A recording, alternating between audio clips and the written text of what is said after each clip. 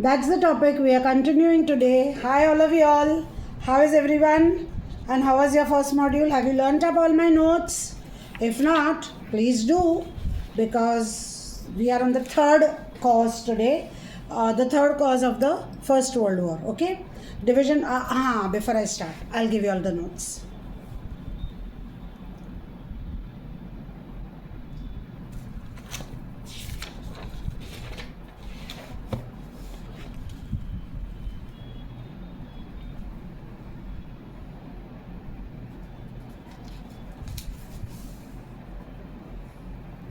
That's clearer.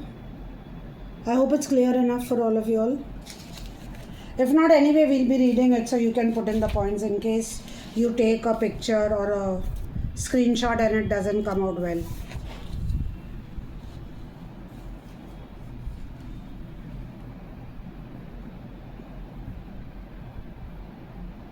Okay, so let's start. We are going to read from the notes first, okay, because it's easier. And please remember, I've explained it in point form, so the rest of it you can read from your textbook. Okay, so let's start. Now, see, in the early 20th century, Europe was divided into two hostile groups. Okay, now what exactly led to this development of the hostile groups and what was the main cause? Let's look into that. What exactly happened? What was the cause? Okay, we begin. See, division of Europe into two hostile groups. That's the third cause of the First World War. Okay, like I told you last time, you will be asked. You will not be asked to enumerate all the causes. You will just be asked to write any one of the causes in detail. Okay, it will not be that enumerate all. Okay, so we come to the first one. Early 20th century Europe saw two hostile groups. Okay, now the first one was the single nation states and the imperial states. So there were two divisions of Europe. Look into your notes so you'll understand. Okay, one was a single nation state and one was the imperial state. What do we mean by a single nation state? It had one national identity, one cultural heritage and one language. Okay, so the national identity was based on one common language. That is the meaning of a single nation states. And which were they? France, Holland and Germany. Okay, these were France, Holland and Germany. Then the imperial states had mixed populations who spoke different languages. Example, the Russian Empire, who had populations of the Polish, Ukrainian, Turkish and Mongols. All these comprised in the Russian Empire. Then there was the Austria-Hungarian Empire, which had Hungarians, Serbs, Bosnians and Croats. Okay, is that clear? So we have these two definite two divisions, two hostile divisions in Europe. Okay, now see what happened in the single nation state. Bismarck was a Prussian German chancellor who dominated Germany and European affairs. To isolate France, what did he do? He entered into an alliance with Austria and Hungary. So it was Austria-Hungary plus Germany. Austria and Hungary were first one. Okay, so it was Austria, Hungary and Germany, and in 1882 even Italy joined them. Okay, so they were joined by Italy in 1882 and this formed the Triple Alliance. So the Triple Alliance had Germany plus Italy plus Austria, Hungary. I hope this is clear. Okay, then now after this was till Bismarck was alive. Okay, he was a Prussian, and after the death of Bismarck, he was trying. What did he try to do? He tried to isolate France. That I want to isolate France so that I get an upper hand. Now what did he do? After the death of Bismarck, France established friendly relations with Russia and England, forming in 1907 the Triple Entente. Okay, so it was then, it became France, Russia and England. Look in your notes, France, Russia and England. And what did they form? They formed the Triple Entente to counter the Triple Alliance. And Japan joined later. Later on, Japan joined them. So now you're clear about these groups. Now what happened later? Come to the next page.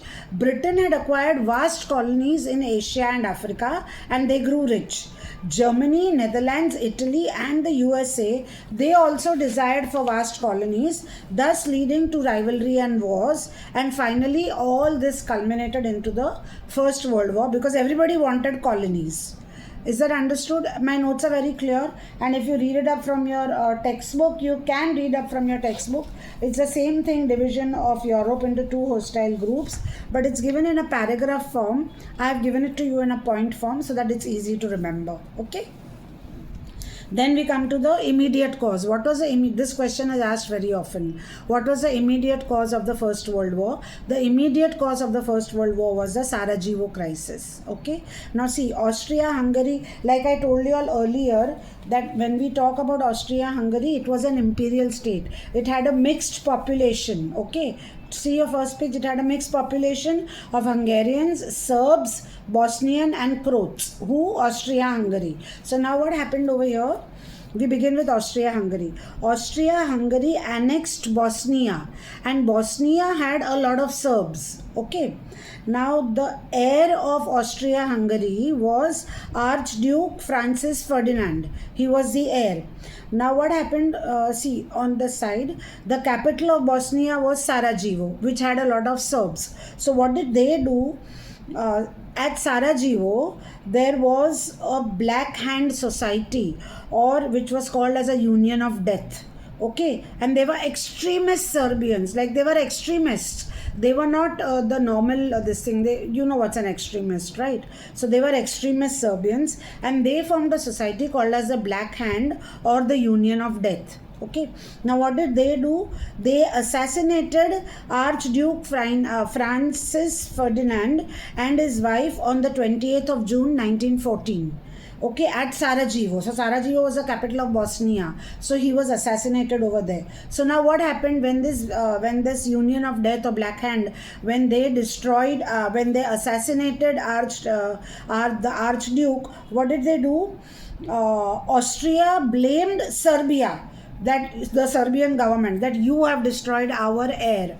So now what you have to do is you have to give us the culprit, hand the culprit over to us, and Austria put 11 more demands, that we want all these demands to be satisfied. Now what happened? See, I have done arrows for you so you can understand the events. Okay. Then what happened after that? The Serbian government, they accepted almost all the demands except those where her sovereignty would be lost. So Serbia did not want to lose her sovereignty, but all the other demands like handing over the culprits and everything, she accepted everything.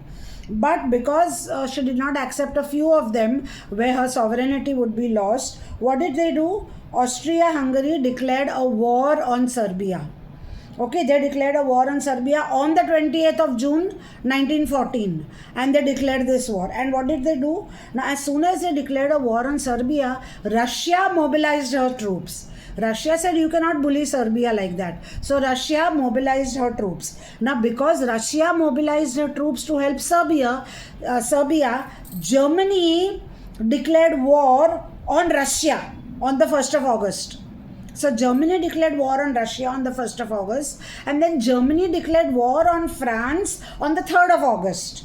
Okay, and what did they do to sort of scare France, or to sort of show their power to France? First of all, it declared a war on the 3rd of August, and on the very same day it entered into Belgium.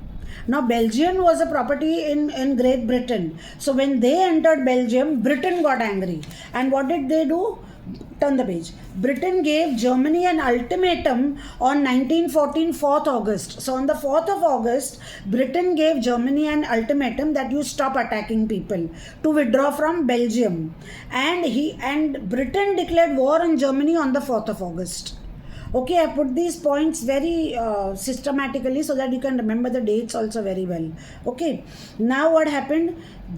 Everybody started joining in the war. Okay, because Britain declared a war on Germany and gave them an ultimatum that you go out from Belgium. So everybody now wants to enter the war. So all the countries began entering. See, many other countries joined the war.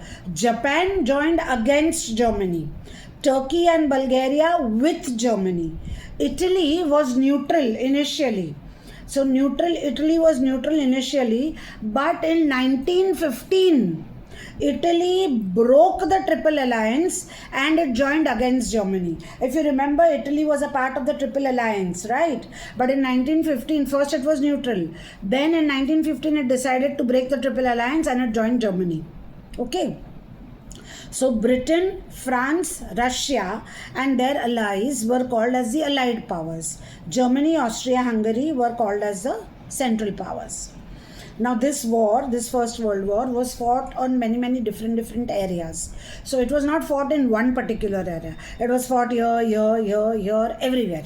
So all these different areas where the war was being fought are called as fronts. FRONTS. Okay, so they are called as front.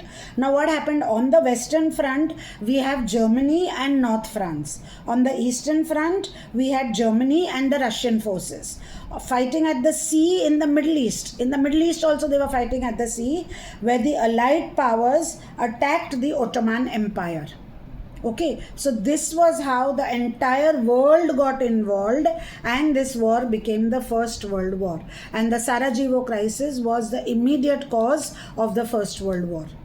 I hope you have understood it. All you need to do is to learn the notes in a point form and then you can expand. We are all students of ICSE, so putting it into sentences is not difficult. It's very easy to put it into sentences as long as you remember the points. So please remember the points, okay? Now see what I have given you in the note. If I have covered up something and you have not been able to take it, please write it down. Results of the war from the textbook we are going to do, and we are going to do the rise of dictatorships. First there will be the results of the war. Then there was a rise in the dictatorship, after which a League of Nations was formed. And there was a failure of that League of Nations. Ultimately, that led to the World War II. Because the League of Nations was formed after the First World War. But there was a rise in dictatorship, as a result of which the League of Nations failed. And then we have World War II, which took place from 1939 to 1945. Okay, so with that we come to the results of the of World War One. So let's see. Now see, in your textbook you have got events of the World War. If you look up your notes, you will find that we have events of the World War. Just after the Sarajevo crisis on the same page. Now events of the World War, again you will see there is an asterisk over there, which means it is for information only. So I'm not reading it with you. You all can read it by yourself. Okay, I'll just continue with the explanation. However, I'll read this last line, that the end of the war, Britain, France and the USA launched a military offensive in July 1918 and Germany was, and our allies began to collapse. Okay, and then there was the end of the World War. Now what are the results of the war? We come to the results of the war. The first one, the most important one, is the Treaty of Versailles, which was signed on the 28th of June 1919. Okay, now what did it say? The victorious powers or the allies met in a conference, first in Versailles, which was a suburb of Paris, and later in Paris between January and June. Though the number of countries represented at the conference was 27, the terms of the peace treaties were really decided by Woodrow Wilson, the President of United States. So he was the one who actually decided these terms of the Treaty of Versailles, which was one of the main causes for the Second World War. Okay, we'll see it when we do. Okay.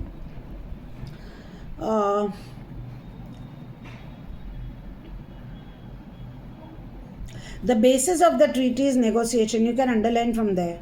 The basis of the treaty's negotiation was the American President Wilson's 14 points. The treaty was designed to prevent Germany from going to war, so that Germany would not go to war again. Now, what are the points of the treaties? The first one, the treaty declared Germany as guilty of aggression. They said Germany is a person who has attacked everybody. Then second point, so you underline that. Then Germany was required to pay for all the loss and damage which was suffered during the war by the Allies. Point number one. Second point, the amount of reparations was fixed at $33 billion.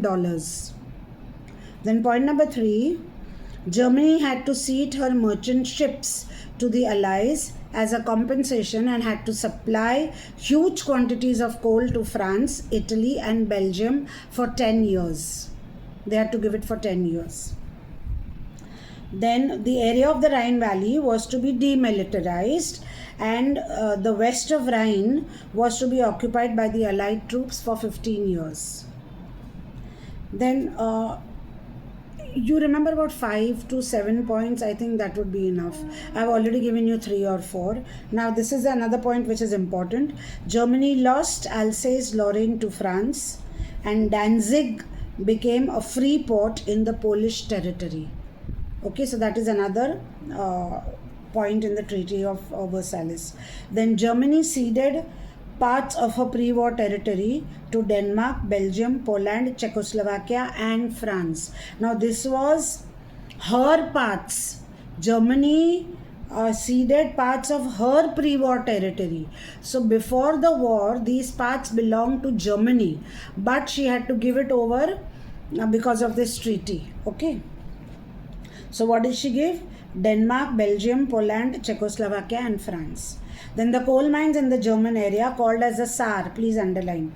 The coal mines in German area called as the Saar was ceded to France for 15 years, and the area was to be governed by the League of Nations. Germany lost all her colonies to the Allies. Who were the Allies? Britain, Belgium, South Africa, and Portugal. Then we come to this point. The German army was restricted to a force of so many soldiers and navy. If you don't remember the numbers, don't do this point. Do the next one. The treaty affirmed the complete independence of Belgium, Poland, Czechoslovakia, and Yugoslavia. So they were completely independent. Okay.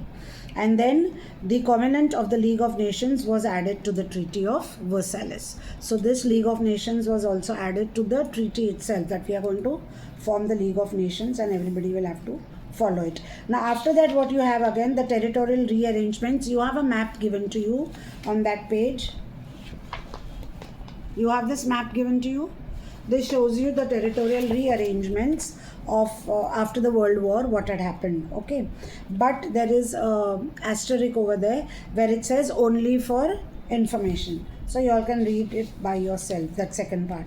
Now we come to the formation of the League of Nations. This is the most important part. One of the most significant consequences of the World War was the creation of the League of Nations. The horrors of the war convinced the leaders of the world that there must be a mechanism to prevent war and to promote international cooperation. This culminated into the setting up of the League of Nations. Okay. An important part of the peace treaty was the Covenant of the League of Nations. Wilson's 14 points included a creation of an international organization for the preservation of peace and to guarantee the independence of all the states. Now, what are the aims and objectives? You have to learn these aims. Okay, the first one, that all the states of the world was prohibited from entering into any secret treaty or alliance with anybody. You are not supposed to enter into any secret alliance. Okay, that was the first thing. The member states, means all those who were a part of the League of Nations, the member states were not supposed to maintain huge armies or warships and destructive armaments. Then all states were to respect each other's independence. All states were to refer their mutual disputes, if any, to the League of Nations. The member states were to take necessary action as directed by the League against any state who tried to disturb the world peace and order. So the other member states would take action against you if you tried to disturb the peace and order of the world. The hopes of having a truly world organization devoted to the preservation of peace and independence of the nations were, however, not realized with the formation of the nations. Why? Because two major countries, please underline this, two major countries, Germany and Soviet Union, they were not allowed to become its members for many, many years. Okay, so which were the two countries which were not allowed to become a member? Germany and Soviet Union. While India, which was not independent, was made a member. India was not independent, it was under the British colony. At that time we were under the Britishers. So they made India a member and they did not allow Germany and Soviet Union to become members. the United States, which played an important part in setting up the League of Nations, ultimately decided not to join it. So they formed the League of Nations, and then they said, no, now we are not going to join it. The rise of dictatorships in Italy and Germany led to the weakening of the League of Nations, and it failed in its basic object of maintaining peace of the world because the three most important nations were not a part of it. First of all, Germany, then Soviet Union, and then USA also did not join. Unfortunately, the League came to an end as Hitler committed aggression on Poland, which began the World War II from 1939 to 1945. So this was Hitler actually was the person who broke this entire thing, and he attacked Poland, as a result of which the League of Nations failed. Okay, so with that we come to an end of this chapter of the First World War. And please learn the terms of the Treaty of Versailles, it's very important, and the results of the war, especially the formation of the League of Nations and why it failed. Who were the countries who were not joined? Who was the country who was forcefully joined? Even though it was not a free country, India was just joined over there as a member, though it was not free. Okay, so we have to do, please remember this. And then it was because of the dictatorships, the rise of the dictatorships in Italy and Germany, and then Hitler became so strong that he broke away and he attacked Poland. Is this clear? So with that we come to an end of this chapter, and please learn up everything whatever is necessary so that you are you know all the terms properly. I don't know, most of you would have done a lot of your syllabus in schools or in tuitions by now, and if you are watching my module, I would really appreciate it if you would, if you have benefited by it, please recommend it to your other friends also, so that even they can benefit my notes. If you find my notes helpful and if you feel it's easy to learn from them, do recommend it to your friends, because see children, it's a common competition. Everybody is a part of it, and if you are able to help somebody, that is the biggest thing that anybody can do. That is the biggest merit that you can do. Everybody has their own naseeb, everybody has their own fate, but if you have been of help to someone, believe me, you will really be happy because you have helped someone. Okay, so bye all of you all. See you all again in my next module. Bye.